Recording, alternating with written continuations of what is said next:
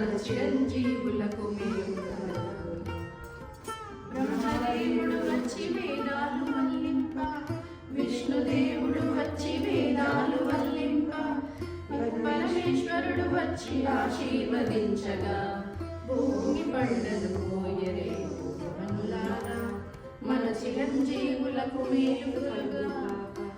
రామచంద్రుడు వచ్చి రక్షణ చేయంగా, శ్రీకృష్ణుడు వచ్చి శుభములు ఏగంగా, శ్రీ వెంకటేశ్వరుడు ఆశీసులింప భోగి పండలు పోయరే మనులారా మన చిరంజీవులకు మేలు కలుగగా.